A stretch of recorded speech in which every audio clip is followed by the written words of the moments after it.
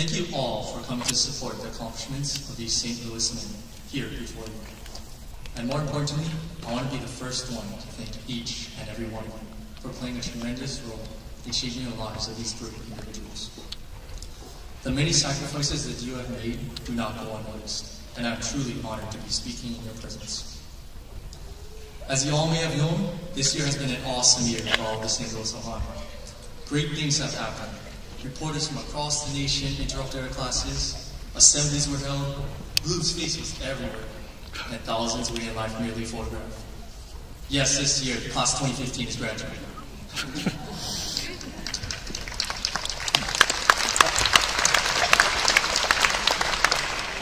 So when offered the opportunity to present a speech at graduation, I knew that I wanted to say something special to represent my time here at St. Louis School.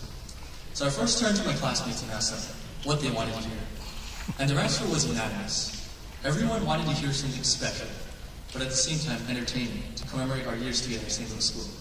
So after 3 different speeches and over 40 hours of brainstorming, I've decided to elaborate on the top 4 most common questions that I've been asked while attending St. Louis School. Let's start with question number 1. Do you play football? Since entering St. Louis School, I've been asked this question a lot. And I believe that this is also one of the biggest misconceptions about St. Louis.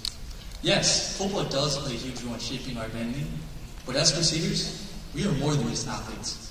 We're diligent and humble students who work hard on the field and 3 times harder in the classroom. We are innovators, leaders, artists, and scholars who all have the capability to change this world. And more importantly, we represent the Marinus doctrine and apply Blessed William Joseph Chaminade's teachings into practice every day through our faithful words, prayer, and humble actions. Question number 2. Do you know Marcus? And I'm sure we all know which Marcus I'm referring to. So while walking around downtown Cincinnati, Ohio this past spring break, an elderly lady tapped me on the shoulder and asked, "Hey, do you know Marcus?" At first, I was confused, but then I recognized her Oregon Ducks t-shirt, and somehow she recognized my Crusader D2 basketball sweatshirt. I don't know Marcus personally, and I really don't have the courage to go up to him to ask him for a picture. But I believe that as a member of the St. Louis Ohana, we all share in the gifts and talents passed down from the legacies of our alumni. From the greats of Clarence T.C. Ching to Robbie Murakami. We all have the potential to be great because we share one defining quality in common. We are Crusaders, and more importantly, we are St. Louis men. So yes, I do know Marcus because he is one of our brothers. Question number 3 is something that I get asked a lot. How do you find a prom date? Yes, this perhaps is one of the most difficult questions that Crusaders have to answer. While St. Louis is unique in that it's the only all-male school left in Hawaii, when prom season comes around, the 50 of us or so without a girlfriend must scramble like madmen to find a date to prom. For me, personally, I think trying to find a date is the most stressful activity that I've partaken in the past 4 years. Mainly because my mom over there would be yelling, "When are you gonna find a prom date?" all the way back in December. I can't imagine how these 50, 60, or even 70-year-old alumni managed to find a date before the age of Facebook and texting.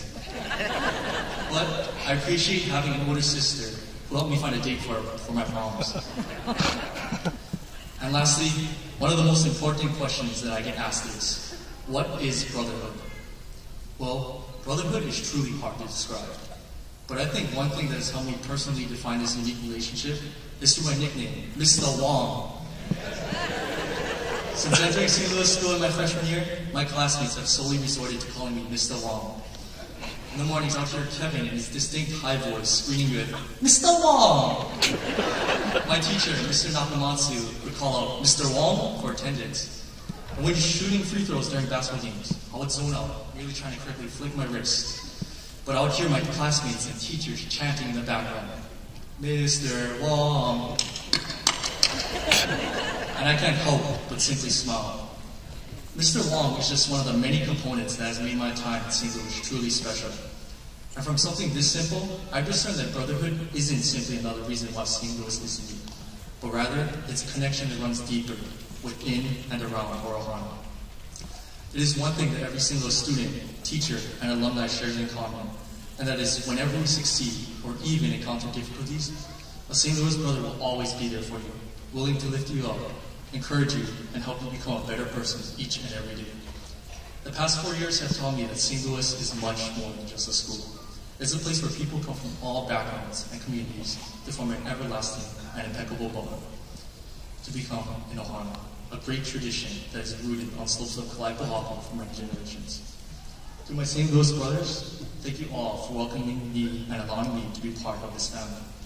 And one last thing, class of 2015, please remember me as Mr. Wong.